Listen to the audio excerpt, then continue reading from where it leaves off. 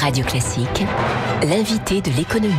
Il est 7h19 sur Radio Classique. Que faire des vêtements qui encombrent notre armoire et qu'on ne met plus depuis longtemps parce qu'on les trouve moches ou qu'ils sont devenus trop petits? Il y avait jusqu'à présent 3 possibilités: les donner à quelqu'un, les jeter à la poubelle ou les faire recycler. Mais grâce à Internet, il est désormais possible aussi de les revendre à bon prix. Bonjour Grégory Salinger. Bonjour. Vous êtes le président de viddressing.com. Comme son nom l'indique, il aide les internautes à vider leur garde-robe. 35 millions d'euros de volume d'affaires cette année, 35 millions d'euros. Et votre créneau à vous, c'est plutôt les vêtements de mode et de luxe, c'est ça? Ouais, notre créneau sont les vêtements haut de gamme et de luxe.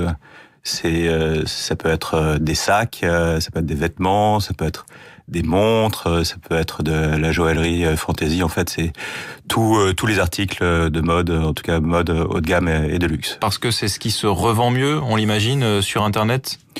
C'est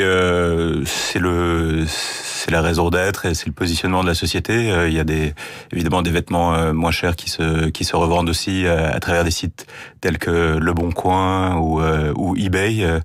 En fait, tout notre approche a vraiment été de comment rendre accessible au plus grand nombre justement la mode haut de gamme et de luxe. 930 000 articles aujourd'hui disponibles sur le site viddressing.com.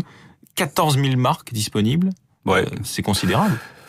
C'est aujourd'hui, je pense qu'on a en Europe l'offre la plus large du marché. Donc ça va de Zara à Prada, en passant par Zadig et Voltaire, Hermès et tout ce que vous voulez. Nous, notre vocation, c'est effectivement quand je dis de rendre accessible, c'est de proposer l'offre la plus large possible de ces articles. C'est aussi de proposer ces articles, évidemment, au meilleur prix. Comment ça marche pour l'internaute qui souhaite revendre son vêtement ou un accessoire de mode sur Internet via votre site? En fait, c'est super simple. Alors, vous pouvez avoir notre application mobile ou vous pouvez aller sur le site web.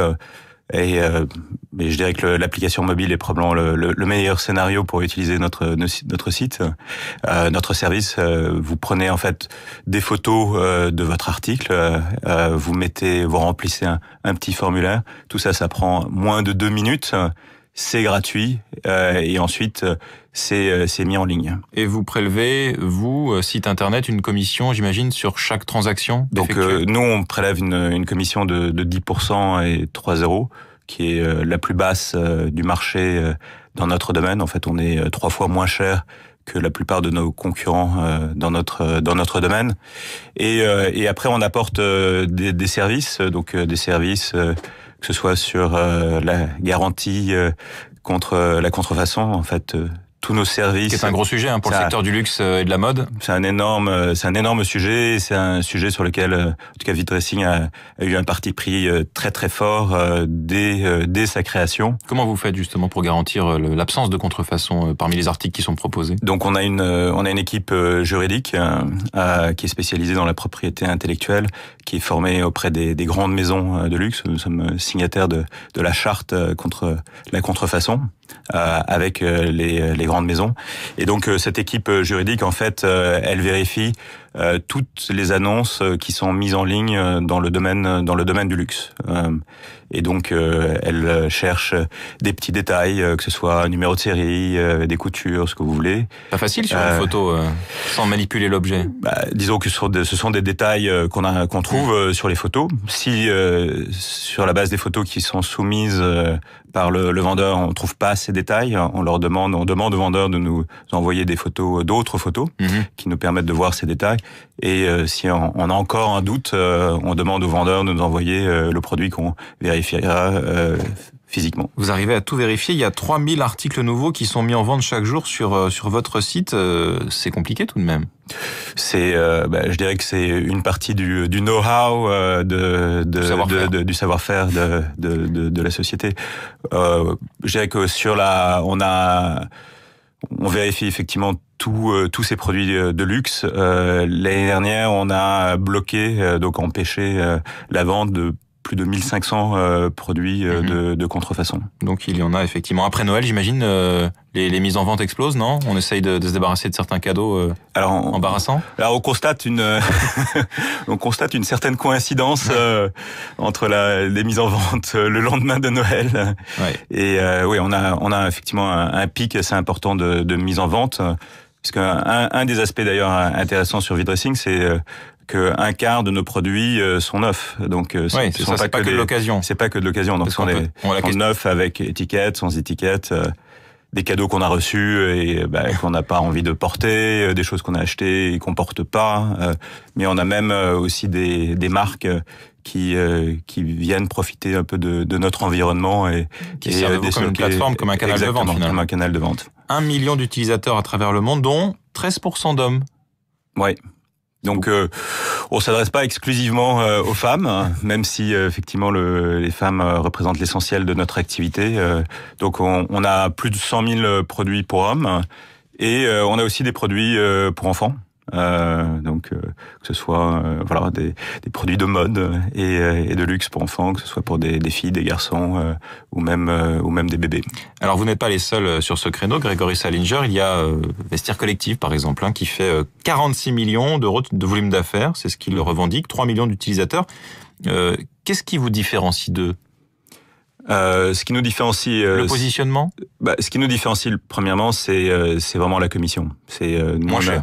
Donc on a cette commission de 10% et 3 €, donc qui est 3 fois plus basse que la leur. Ça induit en fait le fait qu'on ait une offre. Donc les vendeurs en fait naturellement viennent chez nous. Donc on a une offre qui est beaucoup plus conséquente. Elle est à peu près 3 fois plus importante que la leur. On a des prix qui sont très compétitifs parce que évidemment les vendeurs font bénéficier aux acheteurs des meilleures conditions et on offre certains services. Donc on offre les mêmes garanties sur la contrefaçon et on offre aussi des garanties de retour. Bon, vous vous défendez bien. Un mot sur vous, Grégory Salinger. Vous êtes franco-américain. En 2005, à 38 ans, je crois, vous avez été nommé directeur de la stratégie et des opérations de Microsoft au niveau mondial. Pourquoi avoir décidé de revenir dans une start-up? En fait, mon parcours a toujours été gravité entre l'entrepreneuriat et disons. Vous aviez fondé Château Online. Exactement. Donc j'avais créé Château Online avant. J'avais créé pour le compte de France Télécom leur service de jeux en ligne. J'ai eu mon aventure chez Microsoft a été assez extraordinaire et plutôt avec un état d'esprit très entrepreneurial parce que j'avais repris la direction des activités internet grand public en France sur la marque MSN et on en avait fait le premier portail généraliste à son époque et en fait j'avais vraiment envie de revenir à de l'entrepreneuriat parce que c'est une véritable passion pour moi. Et j'ai lu que vous aviez aussi suivi un cours de théâtre donne par Al Pacino aux États-Unis, c'est vrai ça? Vous êtes très bien renseigné. C'est les Échos qui racontent ça. Ça vous intéressait? Moi, je suis un passionné aussi de cinéma et j'ai eu cette chance de suivre ce cours de théâtre et mon professeur de théâtre à l'époque était un ami de Al Pacino et donc Al Pacino était venu nous donner faire une masterclass. Marquant, j'imagine. Merci beaucoup d'être venu ce matin sur Radio Classique. Grégory Salinger, président de VidDressing.com, invité de l'économie ce matin de Radio Classique. Merci. Avec Wendel.